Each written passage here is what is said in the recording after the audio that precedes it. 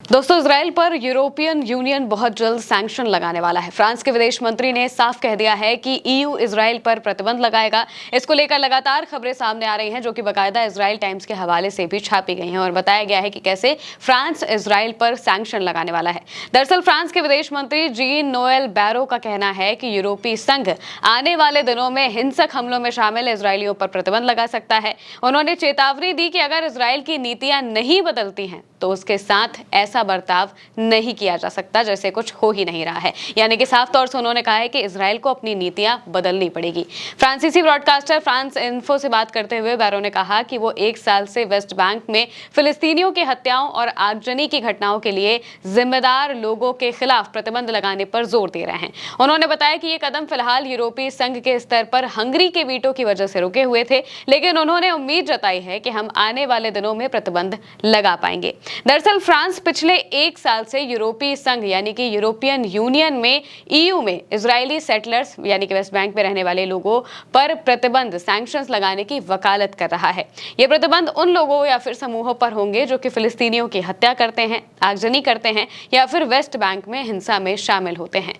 अब तक हंगरी में जो सरकार थी विक्टर ओरबन की, उसकी वजह से ये सैंक्शन रुका हुआ था, क्योंकि वो बार बार वीटो लगा देता था, विरोध करता था इसका यूरोप में। इसलिए ईयू में फैसला रुक जाता था और ईयू के विदेश नीति फैसलों में अक्सर सर्वसम्मति जरूरी होती है, जिस वजह से हंगरी में हाल ही में चुनाव हुए और इसके बाद ओरबन की पार्टी हार जाती है और पीटर माग्यार की पार्टी जीत जाती है। इसी वजह से अब वापस से ये कहा जा रहा है कि यूरोपियन यूनियन मिलकर इस पर बैन लगा सकता है, इजराइल के उन सेटलर्स पर बैन लगा सकता है। दरअसल इजराइल मौजूदा वक्त में चारों तरफ से घिरता हुआ दिखाई दे रहा है। इजराइल के खिलाफ करीब 1 मिलियन यूरोप के लोगों ने साइन किए थे बाकायदा और कहा था कि इजराइल की जो सामान आता है उन पर बैन लगाया जाए, इजराइल के सामानों पर बैन लगाया जाए जो भी वेस्ट बैंक के इलाके से आते हैं, क्योंकि वेस्ट बैंक वो इलाका है जो कि फिलिस्तीनियों का इलाका है। ये 2 स्टेट सोल्यूशन के लिए सबसे जरूरी चीज है कि वेस्ट बैंक और गाजा के जो इलाके हैं वहां पर वहीं के लोग रहें। लेकिन इजराइल हर वक्त यहाँ पर घुसपैठ करता है, यहाँ पर इजराइल के बहुत सारे लोग आकर रहते हैं, क्योंकि इजराइल ने अपनी बस्तियां यहाँ पर बसा के रखी हैं। फिलिस्तीनियों के बीच में इजरायलियों की बस्तियां यहाँ पर बसी हुई हैं और ये इजरायली फिलिस्तीनियों के साथ मारपीट करते हैं, उनके घरों में आग लगा देते हैं, उनकी हत्याएं तक कर देते हैं। लेकिन इजरायली सरकार इस पर कुछ नहीं करती, बल्कि जब फिलिस्तीन के लोग इन सब चीज़ों का रिटेलिएशन करते हैं, जवाब देते हैं, जहाँ सामने से अगर वो हमला करते हैं तो सीधे फिलिस्तीनियों को जेल में डाल दिया जाता है। मौजूदा वक्त में इजराइल की जेलों में 11,000 से ज़्यादा फिलिस्तीनी बंद हैं, जिसका मतलब ये है कि इजराइल में फिलिस्तीनियों के साथ कैसा व्यवहार किया जा रहा है ये आप समझ सकते हैं। और ये सारी चीज़ें दुनिया से छिपी नहीं हैं, दुनिया भी ये लगातार देख रही है कि कैसे इजराइल फिलिस्तीन के लोगों के साथ हरकतें कर रहा है। इसके अलावा ईरान पर भी इजराइल ने हमले किए और इसके बाद से ही इजराइल लगातार चर्चाओं में आ चुका है।